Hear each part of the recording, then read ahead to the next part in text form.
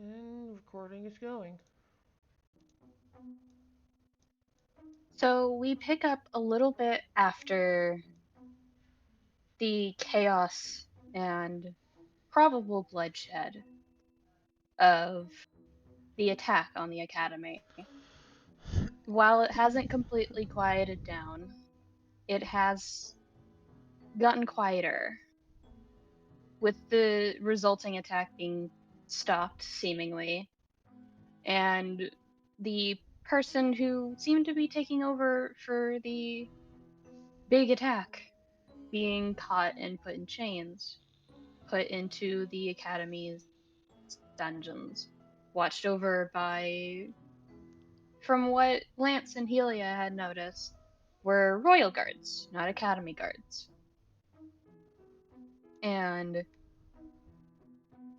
the wherever you might have gone, whether to relax or to gain more information, we'll get back to you. Tsubasa, Yes. you see a good number of people in various beds and cots and kind of bandaged up as if they had been fighting. And you know that probably they're either third years who got lucky summoning their keyblades or fourth years who are practiced in it. And that includes the luckiness of your group, with some of them being fourth years now, and some of them still being second and third years. And you see Aster is faking being asleep, but is content with either thinking his own thoughts or not willing to go the distance currently. Razz is in her own cot slash bed, tending to some wounds that she had received while she had raced off to find Iris. Kind of directly to your left is a student of fourth year retaliation that you have never really spoken to before because you're young, much younger than them. But she's, red hair, tan skin, fiery orange eyes, and looks like the stereotypical definition of a sorceress. Like, she leaned hard into her class. And Arthur seems to be completely passed out for the moment. But there are a couple of personnel on duty, including who you know as Vortex and the head of the infirmary, Draco. Like, just straight up, he calls himself Draco. Is his father going to hear about this? Hmm? Nothing. Never mind.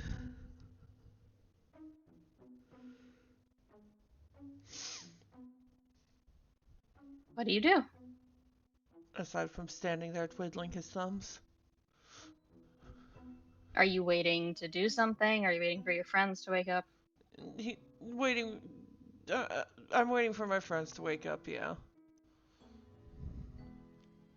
So, even with seeing the head of the infirmary kind of off to the side, kind of off to the right, past the curtains, dealing with kind of, for lack of a better term, someone in your year that you've only spoken to in, off chances in the cafeteria where she was hyper enough and not with her own group. And you also hear Vortex talking to another student who seems to be ready for another fight, even though, from the sounds of it, isn't ready for another fight. But you do hear very softly the rustling of covers as Arthur, you wake up. He like sits up on his bed slowly and is like, "Did it work?" As soon as Arthur starts waking up and sits up, Tsubasa's just skitter energy over. It's just, I mean, yeah, it looked like it worked. Could you?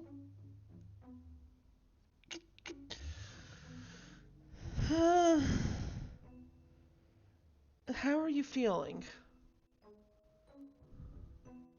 how is he like just like depleted, or is it?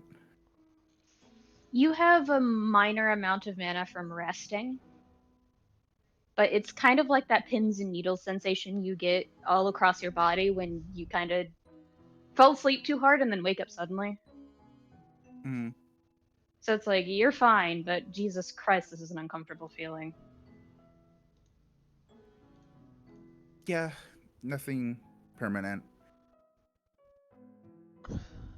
Well, that's good. Just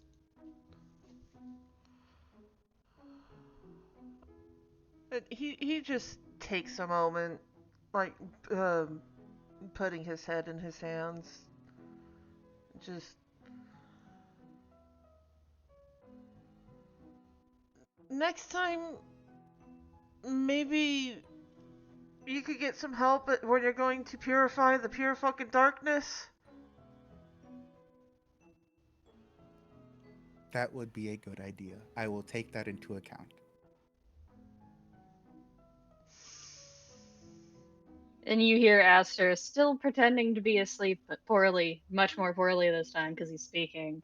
Go, you know we're not going to do that, right? I will take it into account. Tsubasa just has the Ben Affleck smoking meme face. Just, of course. I love you guys, but why are you like this? Would you have us any other way? Just with a very audible grin for Master. Tsubasa just turns around and looks like he's going to say something, like the finger pointing and everything, and then just go back to sleep. Nah, I got something to do. And he sits up, like, in that sense of he sounds like an old man trying to get out of bed for like the one of the last times in his existence. Kind of, oh god, everything hurts. Yeah, Tsubasa just goes and gets it, just gently goes to push him back down. It's just, you need to get some rest first, please. Yeah, and did you hear what that guy said when we were over there? Out of character, I can't remember. During the battle, your adversary said there's no use. And afterwards said there's basically no use to keep them alive.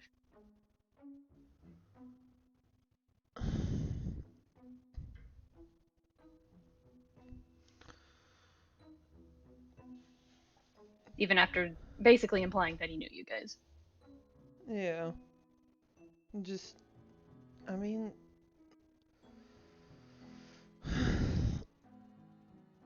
yeah, We have to make sure nothing happens to him, no matter what it takes. Besides, I've been in worse situations, that does not make this any better, Aster. physicality wise. This does not make this any better, Aster. Yeah, I'll take care of it with Arthur while I rest. 'Cause, ow, Yeah. he moves a little wrong, and it just has a moment of, oh, everything pain suddenly. Actually, I don't feel good. Okay. Yeah. Tsubasa, just okay. Just I'll go with Arthur. We'll get this taken care of. Just we'll be back soon, okay? Yeah, and he looks at you, Arthur, and goes, I, I owe you one. Kind of like tilts his head, like not really like not knowing what he owes.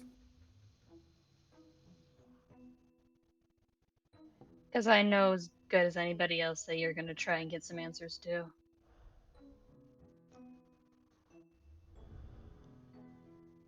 I mean, that's just my natural state. You don't you told me one for that. Yeah, but apparently, he's not long for this world. And we need to make sure she is. And I can't do anything, making the gesture of, I'm kind of holed up here. Yeah. To be fair, you're probably.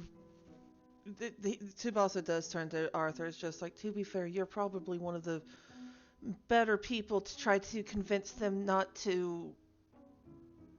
And he does the hand gesture thing. I get it.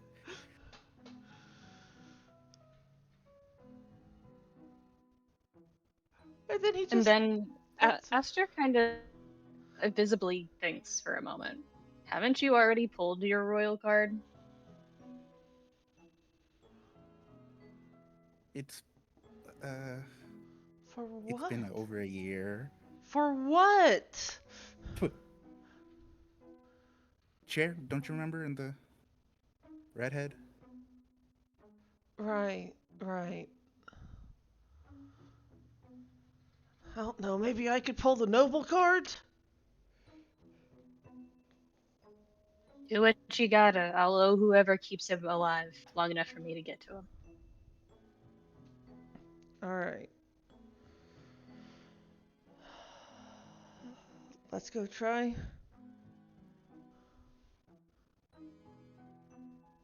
And as you both go to take a step, the woman who's been walking around checking on it steps forward and goes, "Where do you think you're going?" To. Business. Yes. Uh-huh. Business. Right. And on what grounds do you think you can discharge yourself? He's the prince? Oh, good. That gives me every much the better reason to make you stay here until your father gets here. No, please. Um. We were going to go find his father, actually. That's such a hardcore bluff. I need you to roll deception for me. Oh boy. Alright, here we go. Oh God. No! No! Story will say bitch! You cut out so severely. The story roll said bitch. Is there anything you want to do, Arthur? Yeah, he'll probably say the truth. He'll look. There's someone who might have very important information on what happened today, and we need him alive, and that might not be the case soon. Shouldn't you leave that to the professionals then? And she emphasizes professionals as if to imply you guys aren't, which you are not. The professionals haven't heard the things that we've heard. We didn't personally encounter him.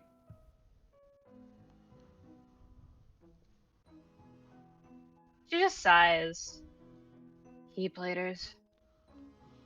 In that kind of affectionate way of being like, every day I wake up, like, Back in the and fucking some fuck building. shit happens around my Keyblade wielding stupid kids. Like,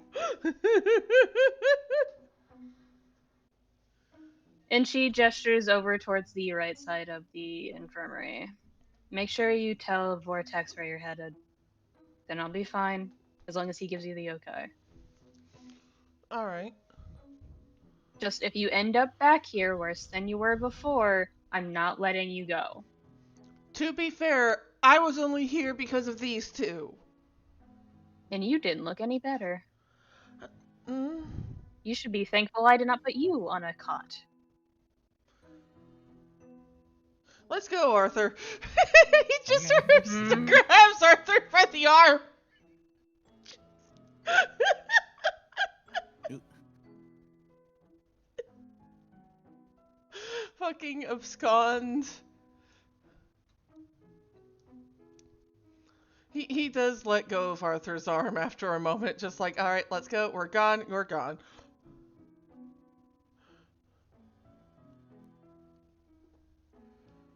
What are you doing, Arthur? I was just moving. Just moving? Vortex does see you approach as he is still wrapped up in convincing one of the wizard students to not, be a glass cannon elsewhere. And just shakes his head very visibly and goes, Dylan, this is not the time nor place for you to play hero. You're a student. Act like one. Run from danger, not into it. And reaches over and smacks the back of his head and walks away. Walks towards two more students, trying to be heroes, running into danger. Yeah, but he knows who you guys are. Almost personally, and he's upset by that. Fair and understandable. He does look up from the notepad he has been scribbling in while he's been talking to Dylan, as you've seen now. And he pauses. Well, if it isn't my two noble students, what can I help you with? We were actually wanting to head out of the infirmary. Why is that? Looking directly at Arthur, and you both see there's a shine in his eye of scan. And he knows where your health and mana points and other weaknesses sit at currently in an instant.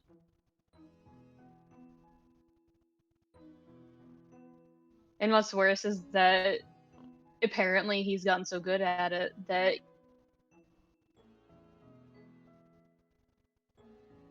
Oh no. Oh no. Ren, you cut out. Yeah, I Internet, please. Internet, please.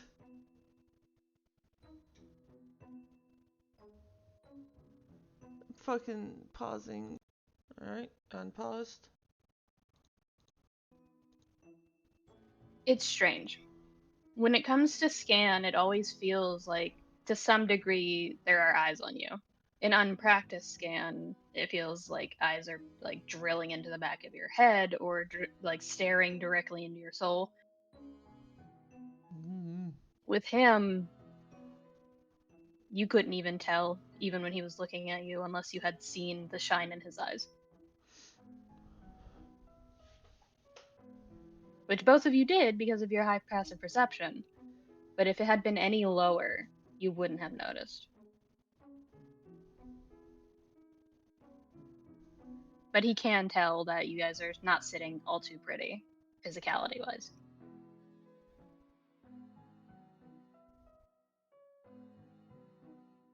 We're gonna see if we can find some important information. Yeah. And it's a little time sensitive. Why so? Enlighten me. Should we just tell him everything?